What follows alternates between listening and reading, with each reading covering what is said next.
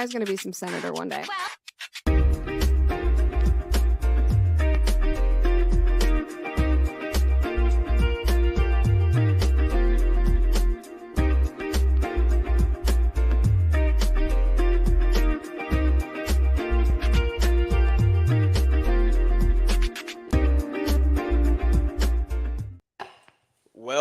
Well, and gentlemen, welcome back to a brand new episode of the Jesse Hughes Show. Right off the bat, we have some somewhat late-breaking news out of the Senate. In a 64-19 vote, the Senate approves a motion to proceed with a foreign aid package, which is supposed to send aid for Ukraine, Israel, and Taiwan. Now, as many of you might know, one of these is a conflict that is active. One of these is, well, actually, two of these are a conflict that are active, Israel and Ukraine, and the other one is one that is generally seen to be on the horizon. However, a lot of conservatives are a lot more skeptical of sending aid to even countries that are considered our allies. Israel, on one hand, is a story where a lot of people are very much in favor of aid. It's seen as America's biggest ally. But Taiwan and especially Ukraine are places a lot of people are becoming a lot more skeptical of what's going on over there. You have a lot of people questioning, well, why are we sending them money when we have people in our own streets that are dying, when we have veterans who are committing suicide, 21 veterans a day on average? Why are we sending them money when there's so many things happening on our own doorstep? Our border is wide open. Why are we passing supplemental bills about foreign aid when we could be passing border security? These are all valid questions. Now, you might have seen that Senator James Lankford recently proposed a border security bill that was supposed to take care of the problem. The issue is that the bill would have caused more problems than it would have fixed. The bill would have allowed up to 5,000 gotaways a day, encounters with gotaways, before the government was allowed to take any action, before the government was allowed to close the border. That's insane. That's completely asinine. Why would you allow 5,000 encounters on the border in a day before you would even act to close it? That's a non-starter. And luckily, Mitch McConnell has signaled that the bill will not proceed. Now, I will say, I do feel bad for Senator. He was told that this would be a bipartisan process, that he would be doing something to fix the problem, and that he would be taking the lead on something important. And then, when all was said and done, Mitch McConnell left him out to dry, just like he's done countless other senators over his tenure in the Senate. Mitch was a problem. He needs to be dealt with. He needs to be gotten rid of in leadership. And luckily, we have several candidates across the country who are running for office, who are running for Senate, and several candidates who are already in the Senate who have said that they will not support Mitch McConnell. Current senators like Josh Hawley, Ted Cruz, Rand Paul, and the like have signaled that they will not support McConnell for leadership going forward. And now you have several other senators or candidates for Senate who are running who say that they will do the same, including newly announced Senate candidate Matt Rosendale, a congressman from Montana. Now, Donald Trump endorsed his primary opponent, Tim Sheehy, but personally, I think that was a mistake. I think Matt Rosendale would make a fantastic senator for the state of Montana and would be a great addition to the Republican Senate majority. If we can get a majority this year, that is. One person who might have made that a little bit easier is former Governor Larry Hogan of Maryland, who announced today also that he is running for Senate. Larry Hogan would be the equivalent of Mitt Romney and Suzanne Collins, but he could get us closer to a majority, which makes the Maryland race very, very interesting and something to watch for sure. But like I said, many people are wondering, why are we talking about giving aid to a country like Ukraine when we have so many problems going on in our own country? The war in Ukraine is becoming something of increasing skepticism of those on the right. And recently, there was something that catapulted this conversation into a whole different direction. As of recording, this is February 9th, 2024, Friday. Last night, February 8th, 2024, Tucker Carlson released a interview with Vladimir Putin in Moscow. Now, many reacted to the news of the interview coming out with a lot of vitriol. Why would Tucker Carlson go to Russia and interview Vladimir Putin? What is he, some sort of traitor? Why would he go to the middle of a country that we are really at war with and interview their leader? Because that's what journalists do. Tucker Carlson is simply doing what journalists are supposed to be doing, going and interviewing interesting and important figures. Whether it be Vladimir Putin, whether it be Boris Johnson, whether it be Angela Merkel, or whether it be Kim Jong-un.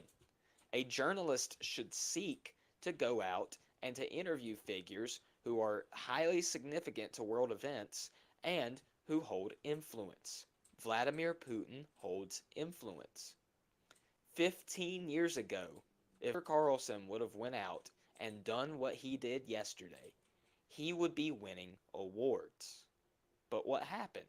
Why is he getting criticized now?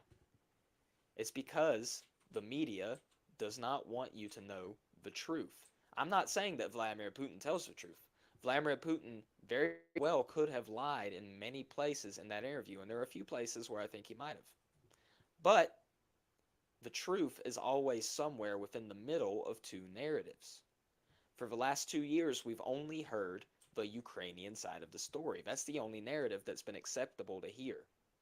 Now, Tucker out, and he is exposed to the other side of the narrative, a different narrative coming from Russia. If you take these two pieces together, you should be able to find the truth somewhere. Now, I will say I'm more apt to believe Putin than I am Zelensky. I don't believe either of them, honestly, on all of the facts. But I do think that Putin would be a lot more honest than Zelensky is. But I do think that both of them run corrupt governments, and both of them have a lot of issues in their own country. Now, obviously with that, you would take everything in this interview with a grain of salt. Something that was impressive to me is that when Tucker asked his first question, Putin went into this 30-minute history lesson starting in the 800s, not 18, 800s AD, and looking at what was going on throughout most of Russian history and how we got to the point where we're at now.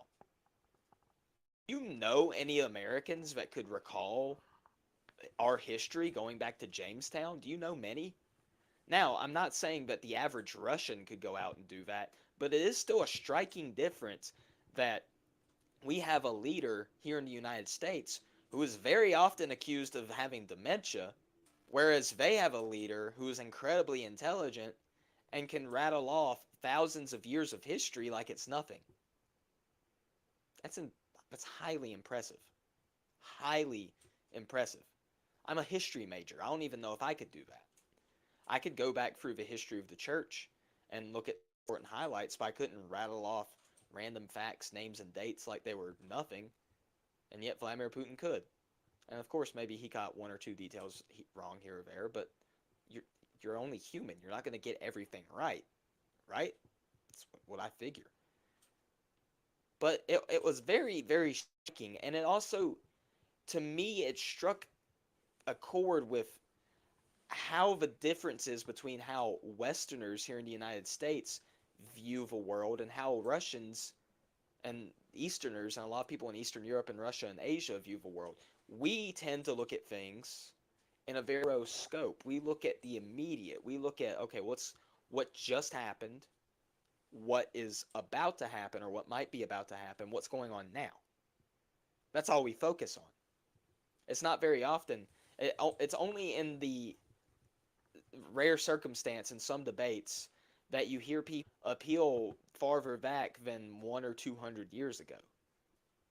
Most of the time it's Civil War. A lot of times they'll go to the founding, but most of the time it's just what's happened since World War II. The post-war consensus is the basis for most of what we think and what we believe and how we look at history. And that's just not how they think over there. In Russia, it's all important. From the very first moment of their conception to now. everything in between. It's all important. It's this wide span of history that matters to them. Every single detail. Everything matters. Not just what just immediately happened. They don't discard their history like a lot of us do. In fact, here in the United States, a lot of us are taught to be ashamed of our past. We're taught to be ashamed of our history. There are so many ugly things in our history. How could you ever be proud? That's what we're told on a regular basis. What I believe is that all history is important. What I believe is that the good, the bad, and the ugly all work together to form a narrative, especially for a country, a narrative of how that country is run and where it's going. We should be proud of our history, even the parts that aren't pretty. And we should be teaching it to our children and learning it ourselves if we don't already know it. Now that that tangent's over with, Putin, I want to focus in mainly on Putin seemed to heavily talk about the Russian relationship with NATO, and it struck a chord with me with how Russia has historically kind of been treated by the rest of Europe. If you look throughout Russia's history, Russia has always been regarded as kind of this backwater, backwards country, not much going on, not of his significance or importance. The rest of Europe looked at Russia with contempt. That's just always been part of its history. Even during the reign of Peter the Great, Peter the Great instituted reforms to try and westernize the country to make them more palatable and more acceptable to the rest of Europe. And even then, they still viewed them the same way that they did for hundreds and thousands of years prior. And so it's interesting to see, it's interesting to see how that has translated now, because you kind of have the same thing going on. Putin mentioned many times during the interview, and it's imperative that we go back and kind of look and see if this does actually follow the facts of what happened. But Putin seemed to imply several times that Russia just wanted peace with NATO, and in fact that they'd be willing to join NATO if given the opportunity. And Russia, the impression on many and on many Americans, obviously I was not alive, so I don't know for sure, but just hearing from folks like my parents, the impression on many Americans and on many Russians was that once the Cold War was over and the Soviet Union collapsed, things would be peaceful. In fact, you had American secretaries of state like Donald Rumsfeld, who multiple times warned, okay, we gotta be careful with NATO. We can't provoke Russia. We've won. So why would you do anything to provoke them? Why would you take that risk? And instead, NATO didn't listen. NATO ignored the advice of Americans like Rumsfeld not to expand. They went against the wishes of Russians who asked them just plainly, "Hey, we want to be peaceful. Please don't don't scare us." And they expanded east. They made a promise they would not go 1 inch east, and they broke it. NATO's not completely in the clear. I'm not saying Russia's in the clear either. I don't think that you should invade another country to settle your differences. But at the same time, you can see how in their minds they think that this is justified. And I'm not saying it is or it isn't. I think Ukraine has a lot of problems. I think especially has a lot of problems. In fact, I recently wrote for my school newspaper, The Champion, on why I think that the U.S. should leave NATO. And part of it is because they keep doing suicidal stuff like this and trying to make us pay for it. They keep trying to drag us into their wars and have our sons die on veil for a war that we shouldn't even be a part of. And last night you saw Putin didn't really want to be a part of it either. Now, you can believe him or not, but from my perception, it seems to me that the only reason he went into Russia was because he was doing what he thought was right to protect his own people. Whether or not it actually was right, that's a different story. We can have that conversation. But in his mind, he's doing what he needs to protect his country. That's the sign of a true nationalist, a patriot. And honestly, I don't think that we need leaders who would go into other countries just because think that it's in our best interest and protection. We've already had that for the last few years with Obama and Bush. But we do need leaders who care. We need leaders who love our country and care about our country and want to see the best for it. That's why I endorse Donald Trump. I think he's one of those people. Think he's perfect? No. Do I think all of his policies are going to play out correctly? Probably, maybe not. Maybe I'm not sure. But do I think he was a perfect president when he was president? No. But he's someone that you can tell loves the country. It's obvious. And we need more people in office. We are seriously lacking in people that are in love with this nation. We're also seriously lacking in people with intelligence. And I do want to get to the Biden press conference here in a minute, but I want to focus a couple more things with this interview first. Something that was really interesting to me with Putin, and this is something that I noticed. I'm not sure if this is something that necessarily stands out to other people, but something that struck me was how in the interview he kept making appeals to Christianity. He talked about how ancestors of the Russians baptized the country, how ancient leaders baptized the country.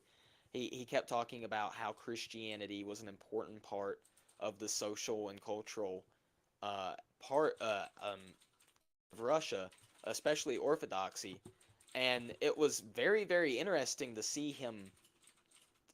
Tucker asked him point blank, do you think that there are supernatural forces working on what's going on?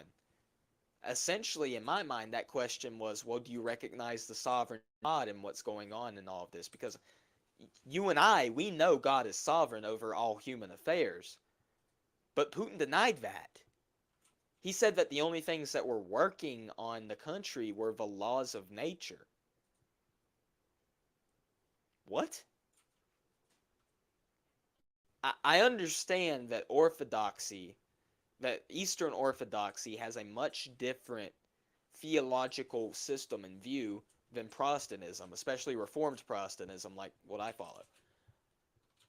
But it's still interesting and striking to me that he denied that God is sovereign over what's going on, and that he would say it's just the laws of nature. It's interesting. It's very interesting. Putin is an interesting person. I don't think that he is the maniacal dictator, evil ruler who's hell-bent on taking over the entire world like our media portrays him as. But I don't think he's a saint either. He obviously runs an authoritarian government. Tucker Carlson pressed him on why he had an American journalist in jail. Putin said he was spying. Tucker dismissed that claim and pushed back against it. Quite bravely, I thought. And you kind of see Putin just try to work around it and brush it off. So Putin is a very interesting figure. Someone who... he's very complex. And complex people are hard to place.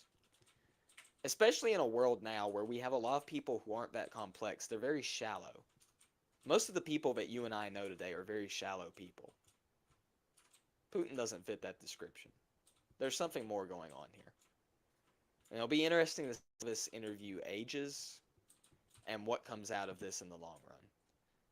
Reports on the street are that Tucker is also planning on interviewing Edward Snowden next while he is in Russia. And if that comes out, that'll also be something worth looking into. Now, while Russia has a strong man as a leader, we saw last night that we have a very, very weak man as our leader. In case you didn't see it, so several months ago, a big scandal broke out about President Biden having classified documents in his Delaware office, in his UPenn office, in his home, in several different places across the country from when he was vice president to when he was senator. Several different decades of his life. He had 40 years worth of classified documents just hanging out in his home, which is interesting. So the Justice instructed Robert Hur, an attorney, to be a special counsel working on this case. And yesterday, the findings came out. In a over 200-page document, Robert Hur laid out his findings and specifically spoke as to why he is not planning on indicting Biden and putting a conviction out there. And his reasoning is very, very interesting. I do want to read one quote that I found very striking from this interview, or from this report. According to a report, quote, "We have also considered that, at trial, Mr. Biden would likely present himself to a jury, as he did during our interview of him, as a sympathetic, well-meaning, elderly man with a poor memory. Based on our direct interactions with and observations of him, he is someone for whom many jurors will want to identify reasonable doubt. It would be difficult to convince a jury that they should convict him, by then a former president well into his 80s, of a serious felony that requires a mental state of willfulness." Now, I do want to highlight quick, a former president well into his 80s. We have a former president very close to his 80s who is being prosecuted right now and put in front of a jury, but they don't seem to care about that. But the main takeaway here is that Robert Hur is basically describing Biden as too mentally incompetent to stand trial. And my question is, if he's too mentally incompetent to stand trial, how is he mentally competent enough to still be president? That's a question a lot of people are asking. Well, Biden tried to prove his mental competence last night in a press conference. And it was a very interesting press conference at that. And I do want to very quickly play that press conference and react to it live. Because I'm just going to be honest, when I was watching it last night, I could not believe what I was seeing. So I do want to take a look at this and react to it live here with you all. Let's begin. Findings today about their look into my handling of classified documents. I was pleased to see he reached a firm conclusion that no charges should be brought against me in this case. This was an exhaustive investigation going back more than 40 years, even into the 1970s when I was still a new United States Senator. The special counsel acknowledged I cooperated completely. I did not throw up any roadblocks. I sought no delays. In fact, I was so determined to give the special counsel what he needed, I went forward with a 5-hour in-person interview over 2 days on October the 8th and 9th of last year, even though Israel had just been attacked by Hamas on the 7th and I was very occupied. It was in the middle of handling an international crisis. I was especially pleased to see special counsel make clear the stark distinction and difference between this case and Mr. Trump's case. The special counsel wrote, and I quote, "Several material distinctions between Mr. Trump's case and Mr. Biden's are clear," continuing to quote, "Most notably, after given multiple chances to return classified documents to avoid prosecution, Mr. Trump allegedly did the opposite. According to the indictment, he not only refused to return the documents for many months, he also obstructed justice by enlisting others to destroy evidence and then to lie about it. In contrast," he went on to say, "Mr. Biden turned in classified documents to the National Archives and the Department of Justice, consented to the search of multiple locations, including his home, sat for a voluntary interview, and in other ways cooperated with the investigation," end of quote. I've seen the headlines since the report was released about my willful retention of documents. These assertions are not only misleading, they're just plain wrong. On page 215, if you had a chance, I know it's a thick document. On page 215, the report of the special counsel found the exact opposite. Here's what he wrote. "There is, in fact, a shortage of evidence that I willfully retained classified materials related to Afghanistan." Now, as you can see, he seems put together so far, but that's mainly because he's reading off a teleprompter. This far into it seems like he's in a decent state of mind and that he's not going too far off the deep end. But as you'll see here in a second, things get really bad really fast. Page 12, the special counsel also wrote for another documents. The decision to decline criminal charges was straightforward. The evidence suggests that Mr. Biden did not willfully retain these documents. The evidence said I did not willfully retain these documents. In addition, I know there's some attention paid to some language in the report about my recollection of events. This is where it starts. There's even reference that I don't remember when my son died. How in the hell dare he raise that? Frankly, when I was asked the question, I thought to myself, it wasn't any of their damn business. Let me tell you something. Some of you have commented, I wear since the day he died, every single day, the rosary he got from Our Lady of... Every Memorial Day we hold a service remembering him, attended by friends and family and the people who loved him. I don't need anyone to remind me when he passed away. Now, I have seen some people pointing out this specific clip and claiming that this is part of the evidence of his mental decline, and you can obviously tell that there is something going on behind the scenes. However, I do want to be fair to him. I do think that a lot of what you're seeing right here specifically is because he is emotional about the fact that his son died. A good father would be. I don't blame him for being emotional for that. And you can kind of hear him, the sadness in his voice when he's talking about it. But I do think that this is the catalyst for what kicks off what's about to happen. Because he's about to go from sad to very angry very, very quickly. And as soon as he gets mad, that's when things start to turn. Simple truth is I sat for a 5-hour interview over 2 days of events going back 40 years.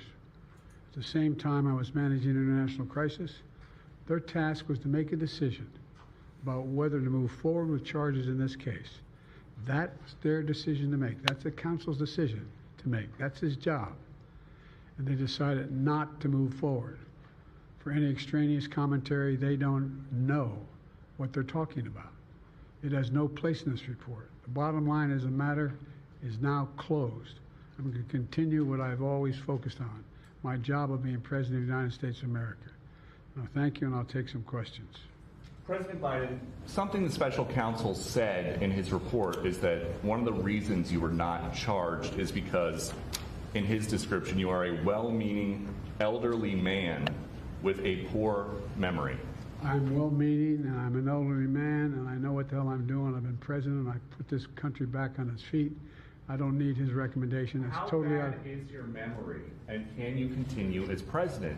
My memory is so bad I let you speak. That's My memory is so bad, I let you speak. That's a new one for me. I'm not gonna lie. If that was supposed to be some sort of roast or burn, it fell flat. It fell pretty flat, I'm not gonna lie. My memory is so bad, I let you speak.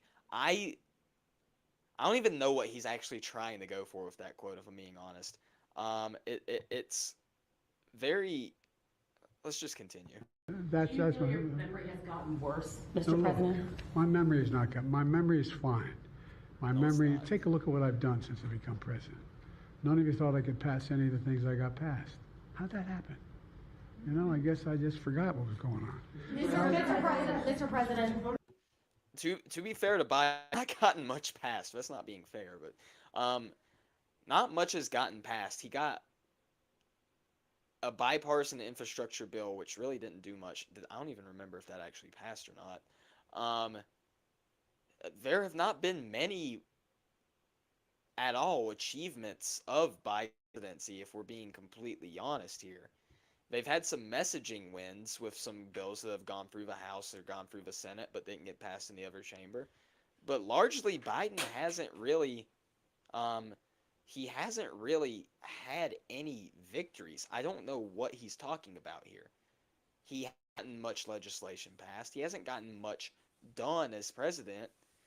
Everything he's done has either been messaging or an administrative agency just doing what administrative agencies do. Biden himself has been part of very little of what's gone on in the past few years. I mean, obviously, all presidents are going to take credit for things that they haven't done, but with Biden, it's especially egregious that he has gotten nothing done, and yet he's still claiming that he's gotten stuff passed. Let's continue. Voters have concerns about your age. How are you going to assuage them? And do you fear that this report is only going to fuel further concerns about your age? Only by some of you. Mr. President, cleared up criminal liability today. But do you take responsibility for at least being careless with classified material? I take responsibility for not having seen exactly what my staff was doing. It goes in and points out things that appeared in my garage, things that came out of my home, things that were moved not by me, but my staff. That is very interesting that he pivots now to blaming his staff for the documents being left behind. Now, if it was 1 or 2 boxes, I could kind of buy this. If he had like 1 box or 2 boxes just kind of stored away and he didn't know that they were there and his staff members accidentally put them there, I could buy that. But the issue here is that he has multiple boxes of hundreds of documents sitting beside a Corvette in his garage. I mean, that's not bad staff work. That's you being incompetent. Or worse, that's you being intentionally dishonest and storing these things in your home when you know that you're not supposed to have them. You know that you're not supposed to have these documents with you at your house. You know that these are things that are supposed to be classified. You know you shouldn't have these things. And yet you have of hundreds of documents sitting in your home, and you're going to blame your staff for it. That's absurd. That's just absolutely absurd. And I don't think that anybody actually buys that for a minute. There is no possible way that anybody can actually look objective facts of what's going on and say, oh yeah, he just left. It was his staff. It's their fault, of course. No. That's incredibly insane. That's so incredibly dishonest. Mr.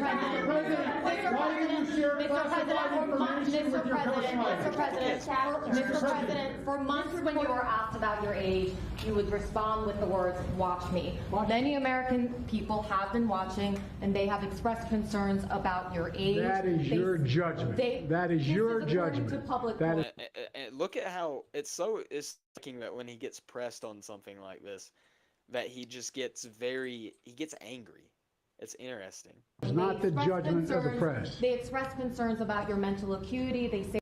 He also said that is your judgment. That's not the judgment of the press. But she is the press, is she not?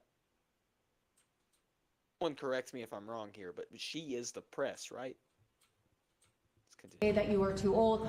Mr. President, in December, you told me that you believe there are many other Democrats who could defeat Donald Trump. So why does it have to be you now? What is your answer to that question? Because I'm the most qualified person in this country to be President of the United States and finish the job I started. He claims to be the most qualified person in the United States to be president. I strongly dislike Mitch McConnell. Mitch McConnell is more qualified to be president than Joe Biden is. Tucker Carlson is more qualified to be president than Joe Biden is. Donald Trump is definitely more qualified to be president than Joe Biden is. Ron DeSantis, more qualified. Vivek Ramaswamy, more qualified. Josh Hawley, more qualified. Dan Bishop, more qualified. Senator Dusty Devers of Oklahoma is more qualified than any of them, in my opinion, to be president. My roommate, sitting here playing video games while I'm live right now, is more qualified to be president than Joe Biden. How he can sit there and say that the those of you that are watching are probably more qualified to be president than Joe Biden. How he could say that he is the most qualified person in America to be president is absolutely asinine and absurd to me. I do not understand how he could say that with a straight face. It makes no sense. Speaking of which, if you are watching, drop a hi in the chat. I want to see who's watching here. I want to see who's. I'm going to start reacting to some of you guys' chats here in a few minutes. So if you want to drop a comment or drop a how or something in the chat down below, please do, because I do want to see who is watching. But that's not the point. The point is Joe Biden is not the most qualified person in America to be president. I don't know how he could say that with a straight face. Let's continue. Why are you confusing the names of world leaders? Thank you, everyone. Thank you very much. I did not share classified information. I do want to, before he, I'm going to run it back just a little bit. In case you didn't hear it, and you might hear it here in a second, someone asked him, why are you confusing the names of world leaders? He'll claim that he doesn't do that. Later on in this very same press conference, he confuses the name of a world leader.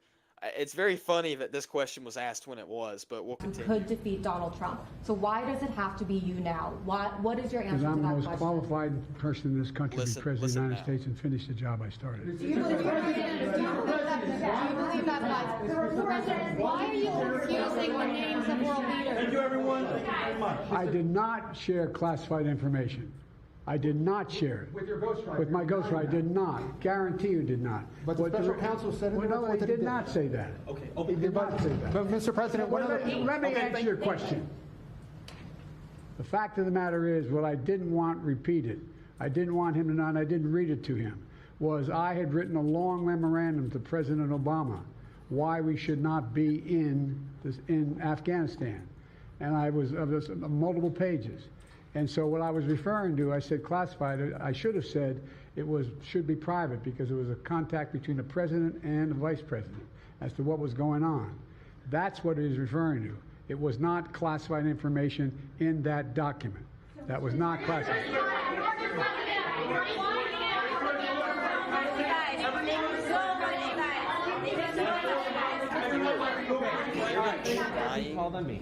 You can hear them trying to end this because they know that this is a horrible look for Biden. And as this goes forward, it does get worse. And I'm going to play the rest of it. But as this goes forward, it does get a lot worse. And the question in my mind is, as I watch, why are they letting him go up there and make a fool of himself like this? Like, what is their thought process throughout all of this? Because it doesn't make sense. I believe they could be setting him up to very soon placed, whether it be by Kamala Harris, Gavin Newsom, Michelle Obama, somebody. If I were his staff member, I would have ended this minutes ago, but I probably wouldn't have even let him go out there, honestly. But when you look back at this incident, is there anything you would do differently now? And do you think that a special prosecutor should have been appointed in the first place in both of these cases? First of all, what I would have done is oversee the transfer of the material that was in my office, in my offices. I should have done that. If I go back, I didn't have the responsibility to that. That was my staff was supposed to do that, and they referenced that in the report. And my staff did not do it in the way that, for example, I didn't know how half the boxes got in my garage until I found out staff gathered them up, put them together, and took them to the garage in my home. And all the stuff that was in my home was in filing cabinets that were either locked or able to be locked. It was in my house. It wasn't out in, like in Mar-a-Lago, in a public place and none of it was high classified. Didn't have any of that red stuff on it. You know what I mean, around the corners? None of that. And so I wish I had paid more attention to how the documents were being moved and where. I thought they were being moved to the archives. I thought all of it was being moved. That's what I thought. Now, what was the last part of your question? Whether a special counsel should have been appointed in this case and in the case of your rival president, former president. I think a special counsel should have been appointed. And the reason I think a special counsel should have been appointed is because I did not want to be in a position that they looked at Trump and weren't going to look at me. The main reason he probably wanted a special counsel appointed is because he knew that no matter what, the special counsel would have ruled that he did not need indicted, which it kind of backfired for him, honestly, because if you look at the report, just the things that were said in that report, absolutely crazy, very damning for President Biden. But he thought he could get away with a softball. He kind of did, but man. Just like they looked at the vice president. And the fact is they made a firm conclusion. I did not break the law, period. Thank you all very, very much. You see now, he's trying to wander off.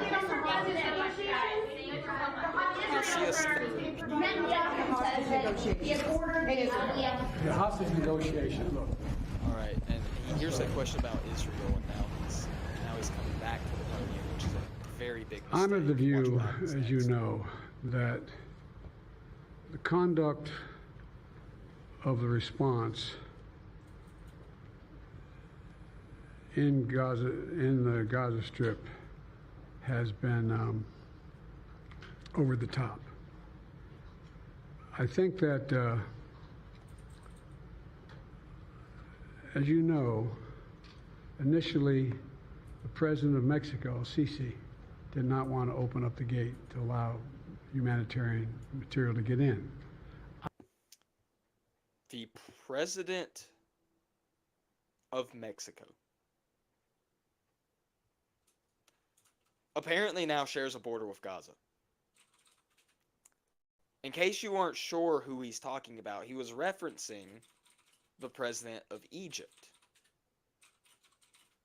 Because Israel refused to let a humanitarian aid go through because they thought that would be used just for the terrorists and not for any actual hostages. And Egypt refused to let humanitarian aid go through for their own reasons. But for some reason, Biden thinks that the president of Egypt is the president of Mexico. Last time I checked, Mexico was not in the Middle East. I'm not a geography whiz at all, but last time I checked, Mexico is not in the middle of the Middle East. It does not share a border with Gaza. I could be wrong. I could be mistaken. Somebody can fact check me live if they want. But I am very, very, very sure Mexico is not next to Gaza. It's not in the Middle East. It's not part of this. I talked to him. I convinced him to open the gate. I talked to Bibi to open the gate on the Israeli side. I've been pushing really hard to get humanitarian assistance into Gaza. There are a lot of innocent people who are starving, a lot of innocent people who are in trouble and dying, and it's got to stop, number one. Number two, I was also in a position that I'm the guy that made the case that we have to do much more to increase the amount of material going in, including fuel, including other items. I've been on the phone with the Qataris, I've been on the phone with the Egyptians, I've been on the phone with the Saudis to get as much aid as we possibly can into Gaza. There are innocent people, innocent women and children who are also in badly in need of help. And so that's what we're pushing. And I'm pushing very hard now to deal with this hostage ceasefire because, I've been working tirelessly in this deal. How can I say this without revealing it? To lead to a sustained pause in the fighting, in the actions taking place in the Gaza Strip. And because I think if we could get the delay for that, the initial delay, I think that we would be able to extend that so that we could increase the prospect that this fighting in Gaza changes. There's also negotiations.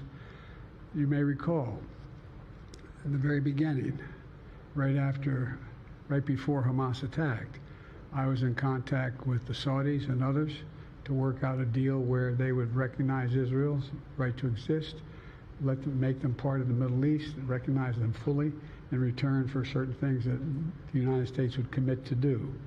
And the commitment that we were proposing to do related to two items. I'm not going to go in detail, but one of them was to deal with the protection against their arch enemy to the northwest, the northeast, I should say.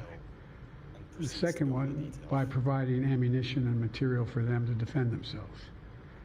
Coincidentally, that's the time frame when this broke out. I have no proof what I'm about to say, but it's not unreasonable to suspect that the Hamas understood what was about to take place and wanted to break it up before it happened. Thank you, everybody. We're going to get everybody to hold for a moment. He's gone. So that's the absolute shenanigan fest that was Biden's press conference yesterday, and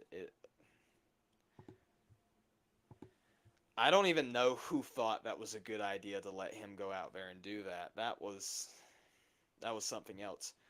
Very, very, very damaging for the President of the United States.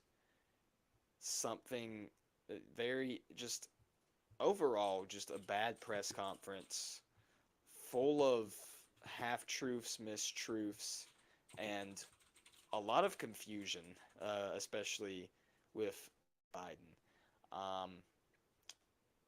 I don't know how much longer this man's going to be president.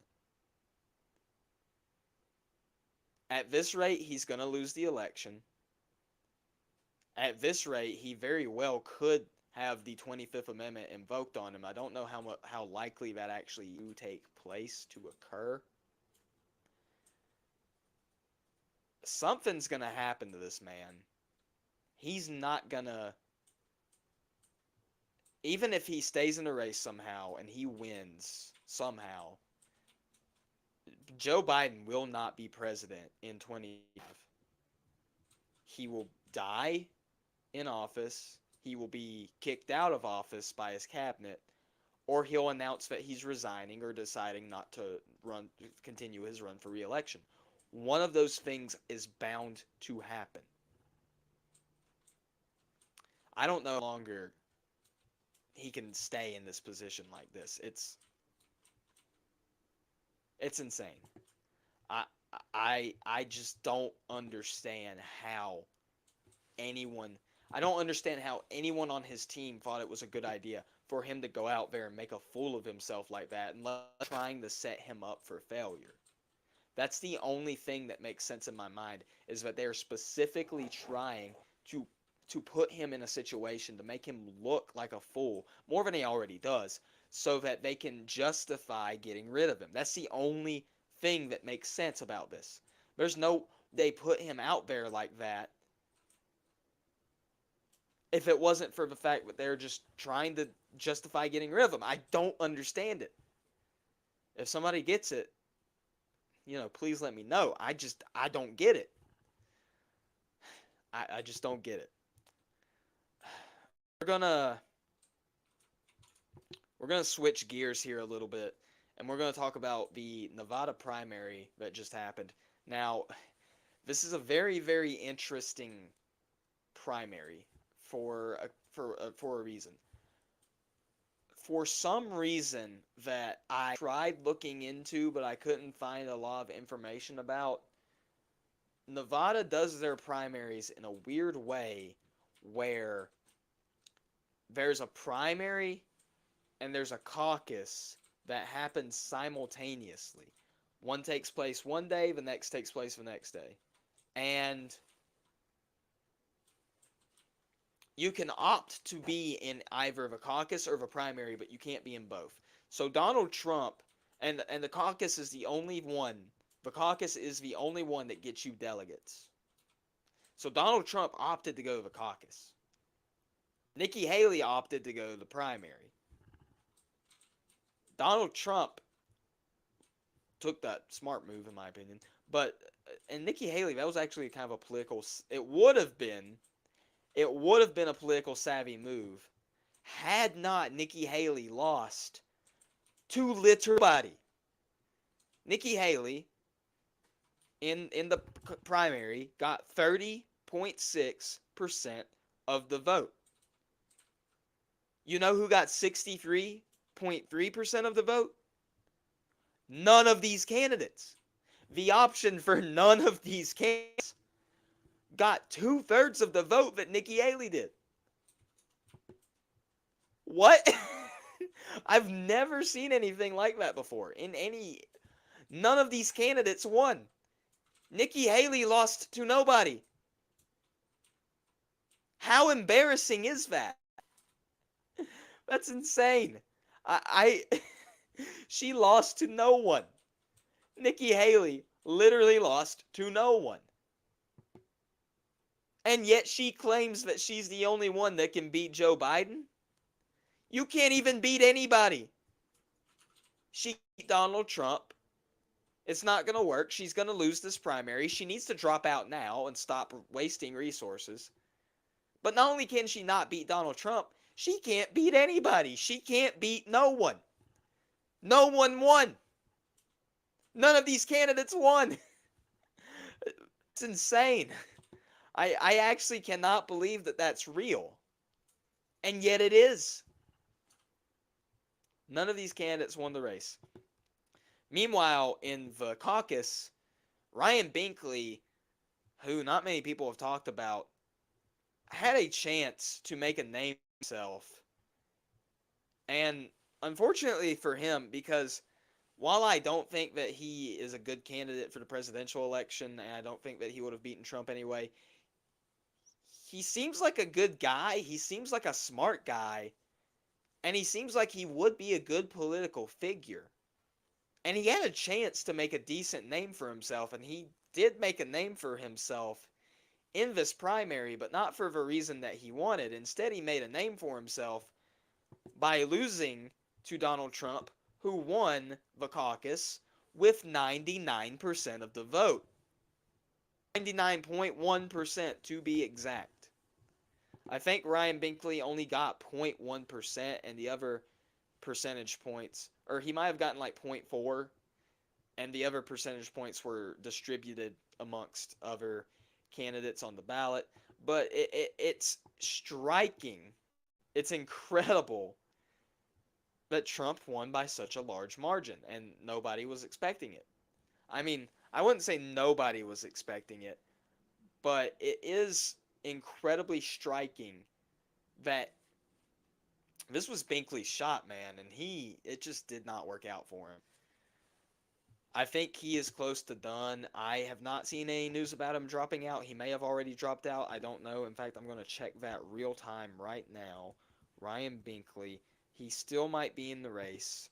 Let's see. As of today, he is still in the race. There is no announcement of him dropping out. He should. It'd be interesting to see him run for a congressional seat maybe in the future, something of that nature. But he did not do well last night at all. And so I feel bad for Ryan Binkley, I really do. But, I mean, he should have known that Trump, if DeSantis, with the momentum that he was carrying in spring of 2022, could not put up a reasonable challenge against Donald Trump, I don't think that Binkley could have either. I definitely don't think that. Because before this, he was just a pastor. He was not somebody that was super well known. And now, he is well known for losing by a huge margin. I think it's his time. I think it's beyond everybody else's who's still in this primary's time. Binkley, Ryan Binkley, Pastor Binkley, you need to drop out, sir. Nikki Haley, Nimrata, Nikki, you need to drop. Anybody that's still in this race that's not named Donald Trump, it's beyond past time for you to drop out. It is beyond past time. And it is getting close to time for me to close out. But before I close out, I do want to leave you guys with a little bit of spirit encouragement tonight. I want to talk about briefly Thomas the Apostle, often called the Twin, also known as Doubting Thomas to many of us. Thomas the Apostle is somebody that I think that we can all relate to in a lot of ways. Now, he gets a bad rap because, as we see after resurrection, he was not present in the upper room with the other disciples the first time that Jesus came and revealed himself to them. So Thomas isn't present. Jesus shows up. He reveals himself to the apostles. They get to see him in all of his glory and his renewed, resurrected body. And he still has scars. He still has the wounds, but he's alive. It's after the resurrection. Jesus is alive. But Thomas isn't there to see it. And so the rest of the disciples, after Jesus, when Thomas comes back after Jesus has left, they try to tell him, hey, we just saw Jesus. He's back. He's risen from the dead. He's here. And Thomas doubts him. He says, no, there's no way. Unless I see the holes in his hands and the hole and the wound in his side, I will not believe.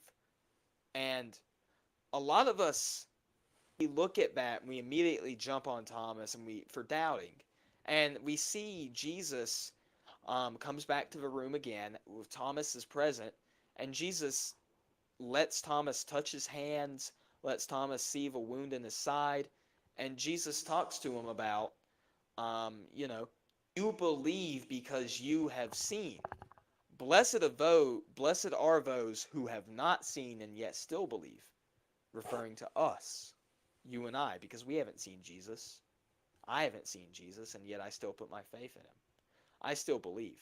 But I think one thing that Thomas gets an unfairly jumped on, if you look, when Jesus is going to visit Lazarus, and Jesus learns of Lazarus' death, Thomas, called the twin, said to his fellow disciples, John chapter 11, verse 16, us also go that we may die with him. Thomas, when Jesus was still, before the crucifixion, Thomas was all in. Thomas was one of the disciples that was fully sold out. He was all in. He wanted everything to do with what was going on, and he was willing to go and die for his Lord. But as we see, the moment that something bad actually ends up happening, Thomas begins to lose faith. He begins to doubt. And how many of us have been in the same situation? One of the reasons, historically, it is believed that he had an actual twin. But I think he's also referred to as twin in the scripture because he's a twin to you and me. How often do we go through life completely sold out for Jesus? We are completely sold out. We're even willing to die. How often do we walk through life like that?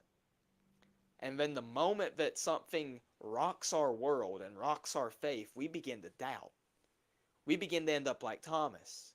We begin to say, unless I see this miracle or unless I see this thing happen, I'm not going to believe. How brothers and sisters in the faith have left the faith and deconstructed because of things like this. Thomas is called our twin for a reason, because he is exactly in the same place as us. But he also sets the example that he saw the Lord, he believed. And Jesus said, blessed are those who do not see and yet still believe. That's you and I, friend. The example has been set for us. Even when we go through these tough life challenges, which are promised to come, life challenges are going to come our way. They're going to challenge us. Even when these things come our way, we still have to believe, because Christ is the only thing holding these things together. God is sovereign over everything. He's sovereign over our pain. He's sovereign over our suffering. And sometimes he allows us to go through these trials and these tribulations so that we will grow closer to him and we will come to know him more. And so if we look at Thomas, he ends up going and becoming a disciple and going all the way to India to evangelize, where he is eventually martyred.